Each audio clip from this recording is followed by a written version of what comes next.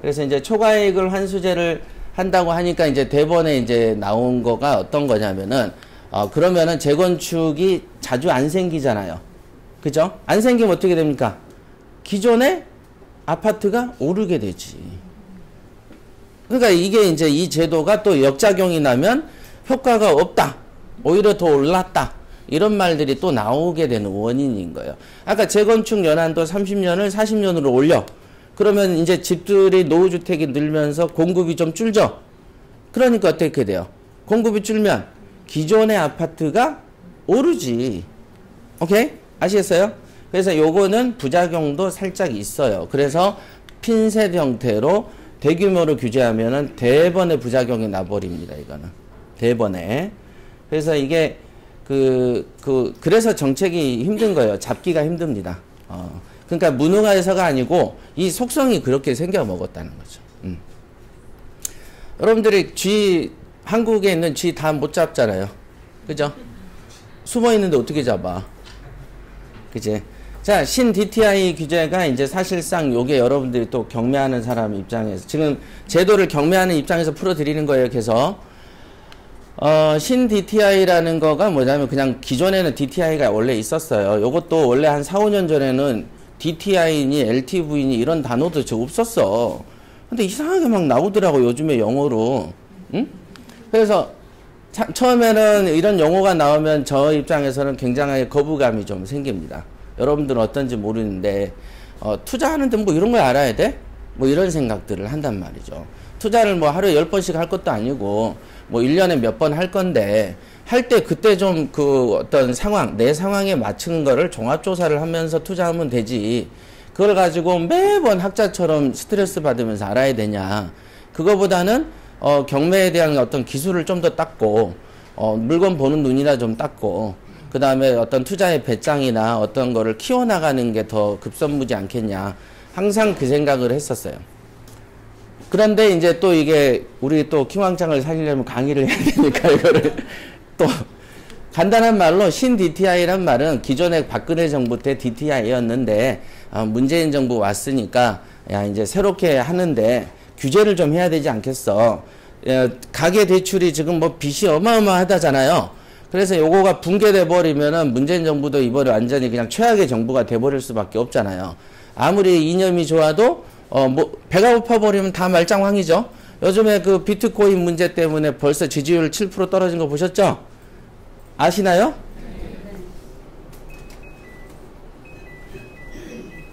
그러니까 뭐 그런 거지. 아무리 남자가 좋아도 그 남자가 한 달에 나한테 용돈을 안 줘, 살림을. 그럼 어떻게 돼요?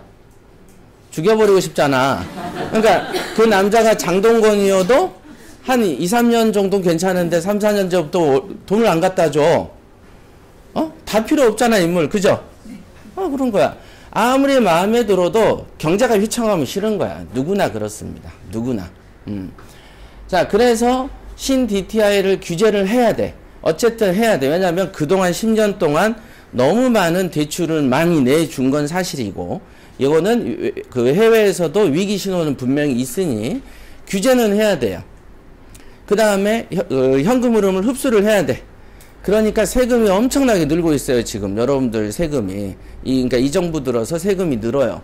어차피 대선 공약으로 증세하겠다 말겠다 가지고 싸웠지만 누가 와도 증세는 할 수밖에 없어요.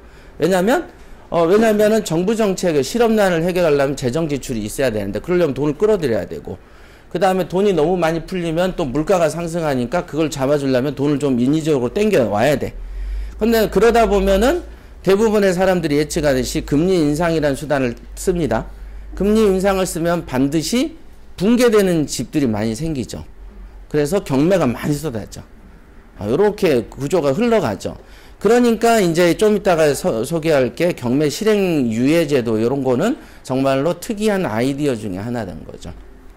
그래서 반드시 누가 왔어도 해야 될 일인데 대출을 규제하는 방법으로 이렇게 연착륙을 생각한 거죠. 한 번에 확 어떻게 하는 게 아니고 기존의 DTI는 새롭게 대출을 받을 보이세요? 자, 새롭게 대출받는 주택의 원리금이라고 하면 뭐냐면 원금하고 이자 상환비를 말하는 거예요.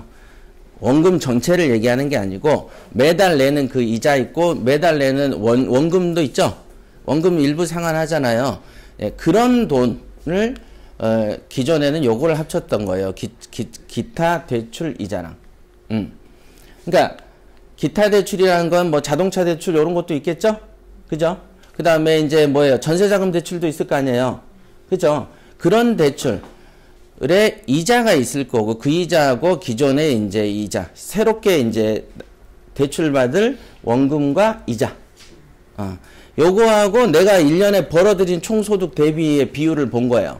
그럼 내가 1년에 1억을 벌면 30%다. DTI가 30%다. 그러면 뭐예요? 이자하고 원금 상환 비율이 3천만 원까지는 대출을 해준다는 얘기죠. 자, 내 소득이 1억이야. 근데 DTI가 30% 규제야. 그러면 3천만 원까지는 대출을 해준다는 얘기죠.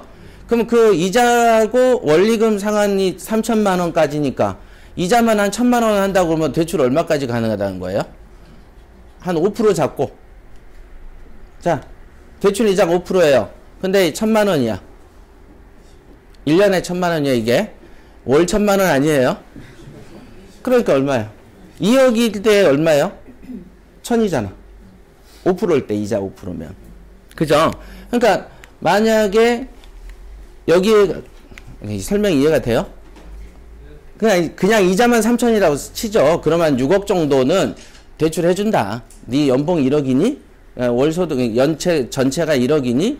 그러면은 한 6억까지는 대출해줄게. 이건데 여기에는 지금 빠져있는 게 원금 상환 비율은 지금 빠져있잖아요. 이자로만 보면 그 정도. 그러니까 한 1억 벌면 한 3, 4억 정도는 대출을 해줄 수 있겠다라고 본다는 거죠. DTI가 30%라면. 오케이, 이해되세요? 그랬는데 요렇게 여태 해온 거죠. 박근혜 정부 때. 그러나 이제 신 DTI는 뭐냐면 기존에 있는 것까지 다 포함시키는 거야. 이제는 새로운 이 집을 살 때 내 소득하고 비례를 하는 게 아니고 내가 기존에 이미 사놨던 집들 있죠. 그 사놔가지고 그거에 대한 이자도 주고 있을 거 아니에요. 또 그거에 대해서 원금 상환도 하고 있을 거 아니에요. 그것까지 다 포함시켜 버리겠다는 거죠. 그러면 또 거기에 뭐가 있어요? 또 기타 대출 상환이자. 요거는 똑같죠. 그러니까 기존 DTI하고 신 DTI의 가장 큰 차이점은 뭐냐? 그러면 과거에 샀던 주택에 대한 어떤 이자하고 원금 상환도 앞으로 대출에 해줄 때 비율에 참고한답니다. 이렇게 짧게 설명하면 신 DTI가 되는 것이다. 자, 문제 나갑니다. 신 DTI가 뭐라고요? 기존의 거에다가 다시 새로운 걸 추를 가미해서. 기존에 뭐? 그냥 박근혜 정부 말고. 잤잖아. 아니, 사진 찍어서. 저 꺼버릴까요? 너무 더운데 꺼봐봐. 나도 더워서. 시작한 지 20분도 안 됐구만. 자, 신 DTI는 뭐와 뭐를 합친 거라고요? 응? 그쵸. 기존에 내가 가지고 있던 주택담보대출이에요. 주택담보대출. 그러니까 기존에 갖고 있던 토지대출 아니야. 무슨 말인지 알겠어요? 예, 기존에 갖고 있던 주택담보대출이죠. 지금 이 정부 정책의 규제의 1순위는 상가입니까? 주택입니까? 주택이에요. 대출을 규제한다 그러니까 전부 대출인갑다라고 생각하면 안 되고 주택이라는 거죠. 주택. 그걸 왜 그러냐? 부동산을 왜 규제하는 거예요, 도대체? 주택이 투기의 대상이 되기 때문에. 그리고 상가 없다고 서민들이 불만 안 하고 내 집 마련 안 된다고 20, 30대가 열받기 때문에 당연하게 우선적으로 주택에 대한 규제가 1순위가 된 거죠. 이해되시죠? 네. 그래서 신 DTI라는 개념이 나왔고요. 요거는 앞으로 이제 도입할 예정이랍니다. 뭐 RTI 뭐 헷갈리잖아. 자, DTI 나오고 뭐가 나왔죠? ROTC 아니에요. 자, RTI 뭐 들으면 분명히 이따 잊어버릴 거지만 성의껏 한번 쓰는 연습이라도 해보세요. RTI 뭐 잘 건데 왜 찍으세요 이거? 카메라 찍어서 가린 거예요. 아, 그런 거야? 야, 너 왜 카메라 찍어? 듣고 아,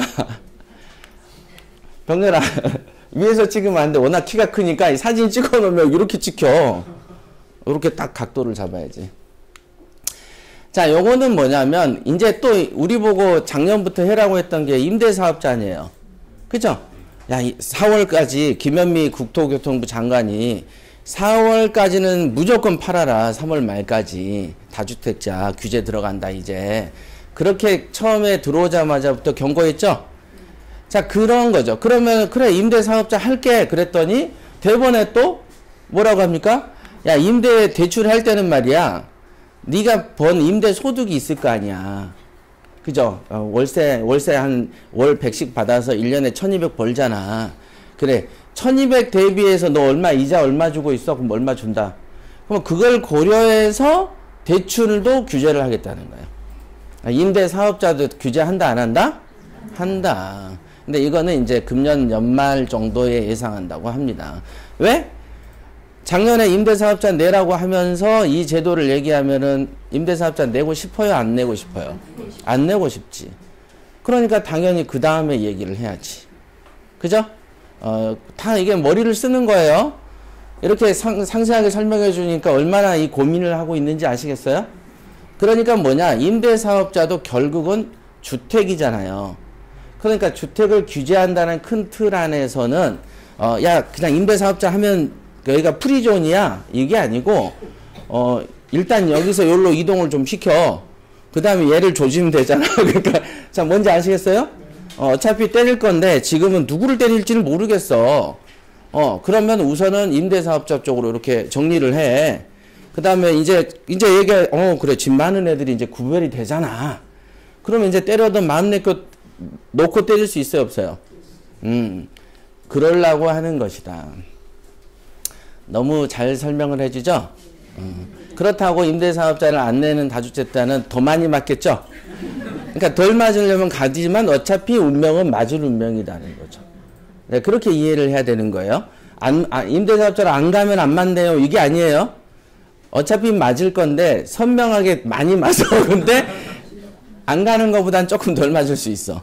이렇게 이제 생각을 바꾸시는 거야. 이렇게. 이게 이제 어떤 문화를 바꾸는 개념하고 관련돼 있어서 제가 아까도 처음에 서두에 말씀드렸다시피 굉장히 촘촘하고 굉장히 어떤 지식도 있지만 지혜가 있는 그룹이 문재인 정부더라. 보니까 대충 하는 게 아니고 다 이게 로드맵이 있는 거야. 보니까 있더라고요. 근데 이제 이번에 또 평창올림픽에서 북한 문제를 잘못 다루면 이 로드맵이 다 그냥 거덜나는 거예요. 그 다음에 지방선거에서 또 지지율이 안 나오면 이런 제도들이 금세 무너지게 되어 있습니다. 항상 원래 그렇게 되어 있어. 결국은 정치인이고 투표랑 연관이 돼 있죠. 그 다음에 이런 정책은 만들어가지고 시행을 하죠. 예를 들면 내년에 이제 본격적으로 들어간다 해볼까요? 그럼 남은 임기가 몇 년이에요? 3년으로 줄죠? 근데 3년이지만 나머지 한 6, 7개월, 7, 8개월 마지막 1년째는 이제 뭐죠? 레임덕이 와. 그 다음부터는 공무원이 말도 잘 안 들어. 그러니까 실제로는 2년 남은 거지. 그럼 2년에서 뭔 의미가 있겠어요. 그러니까 이게 그래서 이제 다음 정부가 연결이 돼야 되는데 이제 이게 연결되는지 안 되는지는 모르지 이제. 요게 또 이제 금년도에 여러분들의 스트레스를 받게 할 또 하나의 대출 규제죠. DSR. 무슨 카메라 이름 같죠? D로 시작되는 것도 있고 뭐 많아.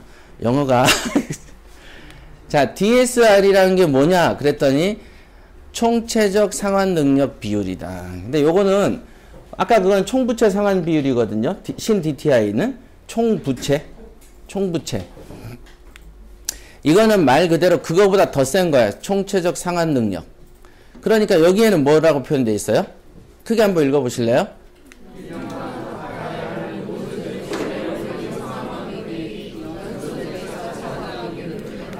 그렇죠. 여기에는 뭐냐면 그냥 1년 동안 어떤 이유가 됐든지 간에 갚아야 될 원금도 있고 갚아야 될 이자가 있을 거 아니겠어요. 어떤 이유가 됐든지 간에 뭐 옛날에는 아까는 신DTI는 과거의 대출을 포함했죠. 근데 이번에는 시간이고 뭐고 뭐 아까는 또 대출은 주택대출만 한정했죠. 이제는 그냥 모든 대출, 신용대출, 카드대출, 카드론도 들어가요. 뭐 여러분들의 뭐 학자금 대출, 그냥 전부 다 모든 대출 관련해서 나가는 돈하고 여러분들이 1년간 버는 돈하고의 상관관계 속에서 심지어는 여기 있잖아요. 마이너스 통장 대출도 이자 나가잖아요. 다 포함해서 대출 규제를 하겠다는 거죠. 물론 이제 그만큼 이제 한 10년 동안 돈을 많이 풀었기 때문에 이렇게 할 수밖에 없는 거예요. 이렇게 안 하면은 이제 큰 소리가 한번 날 수가 있어요. 정책이 흔들리면 정말로 그러니까 이게 보면 이거는 연착륙 개념에서 짠 거예요. 바로 우리가 보면 기억나시죠? 몇 년 전만 해도 미국의 금리가 인상되면은 한국의 금리가 폭등하고 그래서 한국에 이제 그 해일 조선이 열린다 이런 얘기 들어봤죠? 근데 안 열리잖아. 그죠? 미국에서 금리 인상한 지 벌써 2년, 3년째 접어들어갑니다. 알고 계시나요? 아무 미동이 없다 보니까 올렸나? 막 이러잖아요. 계속 올려왔어, 미국은. 한국도 올려왔어요. 근데 며칠 전에는 또 금리 인상을 금리를 고정했죠? 예, 금리를 딱 안 올렸어요. 지금 이런 규제들이 계속 강화되는데 금리까지 올라가면은 잡기가 힘들어집니다. 무너지는 사람이 많이 생겨요. 그러니까 이제 그런 것도 이게 합을 좀 맞춰가는 느낌이 좀 강력하게 든다라는 거죠. 자, 요 DSR은 그 2018년 말에 한다라고 말만 되어 있는 거예요. 물론 이제 예를 들면 지방선거가 아주 불리하면은 이 말은 어디로 들어가겠죠? 그죠? 그럼 들어갔으면 좋겠어요? 나왔으면 좋겠어요? 자, 생각해 보세요. 자, 요런 거는 정책의 어떤 방향이에요. 방향을 잘 봐야 돼. 이 사람들이 어떤 생각으로 무엇인가를 하고 있구나.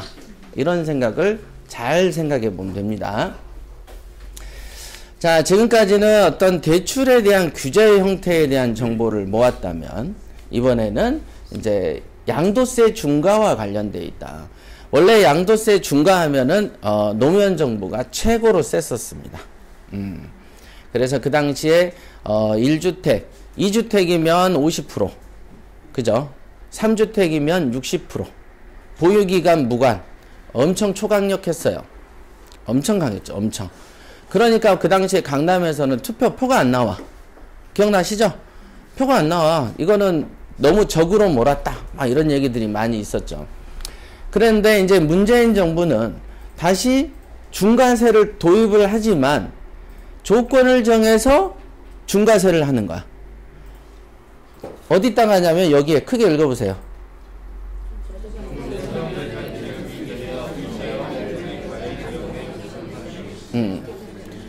자, 어디에 정해져 있죠? 조정 대상 지역. 그죠? 이런 조정 지역 같은 경우에만 다주택자 중과를 하겠다는 거야. 그러니까 그 노무현 정부 때는 그 조정 지역이니 뭐니 이런 건 모르겠고 야 무조건 2주택은 안 되고 3주택은 이렇게 때려. 이렇게 했단 말이에요. 그러니까 반발이 많았지. 그죠? 지방에 2주택이 있어도 사실은 서울에 1주택만 또 안 되는 경우 너무 많단 말이에요. 그러니까 당연하게 그러면 그 지방에 있는 그런 분들은 화가 날 수 있어요. 어떤 정책에 있어서. 그러니까 그게 이제 그 인지도를 상실하게 된 원인 중에 하나입니다. 아무리 영차 씨 자꾸 하품할 거야? 강의의 맛을 떨어뜨리는 사람이 하나 있는데 이 사람입니다. 여기. 여러분들이 저도 이렇게 보고 감흥을 하고 있기 때문에 앞에서 하품하면 저의 그 실력 20%씩 다운됩니다. 한 40% 떨어졌어. 병렬아 한 번만 찍어. 나도 어수선해. 네가 20% 떨어뜨린 거야. 어머 어수선해 죽겠네. 자, 그렇습니다. 그랬는데 이제는 중과는 중과를 하겠다. 다만 어디에만 하겠다. 조정 대상 지역에 하겠다. 그래 놓으니까 아무래도 여러분들이 받는 느낌이 좀 덜한 거죠. 그러니까 그래서 제가 아까 그랬잖아요. 머리가 굉장히 비상한 거다. 그래서 한 번에 어떤 정권의 어떤 실패를 경험해서 새롭게 업그레이드 버전으로 내놓은 것이죠. 그래서 이제 조정 대상 지역이 어디냐, 요게 이제 우리는 관심 대상이 되어야 되고, 그러면 조정 대상 지역 아닌 쪽에서 경매를 하면 어떨까? 라는 생각도 머리에 들어야 된다. 어찌됐든 조정 대상 지역에는 대출을 규제를 많이 하고, 더 핫한 지역으로 들어갈수록 심지어는 자금 출처도 내놓으라고 합니다. 그러니까 이왕이면 경찰이 없는 한적한 곳이 좋죠. 그렇죠. 뭐 몇 미터 간격으로 불신 검문하는 지역에 들어가면 좋을 게 없잖아요. 그래서 살짝 피해주는 것도 센스다. 그래서 다주택자 양도세 중과세를 하는데 조정 대상 지역만 하고, 그 경우에는 2주택자는 10%, 3주택자는 20%를 기본세율에서 추가한다. 이렇게 얘기합니다. 기억하시죠? 네, 이걸 딱 외워놓으세요. 그 다음에 요거는 그냥 여러분들을 저도 정리하면서 이참에 이제 정리를 한 거예요. 원래 단기 매매란 거 아시죠? 단기 매매 그냥 사서 그냥 팔아 치워버리는 거. 단기 매매는 몇 프로죠 지금? 40%다. 옛날에는 50%였어요. 자, 40%죠. 그 다음에 1년 이후에는 기본세율이 있어요. 그러면 기본세율이 뭘까? 왜 기본세율이란 단어는 뭐지? 왜냐하면 여기에 있는 10%와 20%를 추가한다고 하는데 그 추가를 어디에다 하겠다는 거예요? 기본세율에다 하겠다는 거니까 당연히 기본세율이 뭔지 알아야 되겠죠. 그렇지 않아요? 그러니까 그래야지 요 계산이 요 말이 나오지. 솔직히 뭐 생전에 10% 20% 여러분들 들으면 괜히 화가 나잖아. 들으면 이해도 잘 안 되고 아이씨 뭐야 2주택 3주택 애워지지도 않아 뭐 이래요. 저도 안 애워져 이게. 10하고 20을 매기겠다잖아. 그럼 어디에 매기냐? 기본세율에 매기겠다. 이거 아셔야 되고, 또 금년도에는 작년 중반부터 추가되는 게 뭐 있어요? 2년 거주 여건이 추가됐죠. 비과세 될 때. 자, 비과세라는 것은 말 그대로 세금을 안 낸다는 얘기죠. 얼마를 벌어도 세금을 안 낸다. 그게 비과세예요. 그럼 국가 입장에서 비과세 요건을 엄밀하게 줘야지 자기가 이익이에요? 느슨하게 줘야 돼요? 엄밀하게 줘야지. 비과세를 하려면은 일단은 야 1주택이어야 돼 라는 조건을 주는 거죠. 그 다음에 2년간 살아야 돼 딱 주는 거죠. 그게 거주 요건이죠. 그 다음에 2년간 보유해야 돼. 요 두 가지 요건이 합치됐을 때 그 다음부터는 비과세 해줄게. 원래는 거주 요건이 없었어요. 요거를 이제 이명박 정부 때 없앴죠. 그러니까 부동산을 그 경매 투자자한테는 제일 좋은 대통령이 누구예요? 이명박 대통령이지. 중과세 혜택 없애버렸죠. 중과세 그 규제 없앴죠. 그 다음 비과세 혜택도 조건을 늘렸죠. 그죠? 그 다음에 건축 규제를 완화해서 막 그때 의정부 사태, 제천 사태 막 나온 게 다 그때 규제 완화 때문에 생긴 거야. 다. 이번에 보니까 제천 화재도 허위 유치권자 어저께인가 구속된 거 아시죠? 네.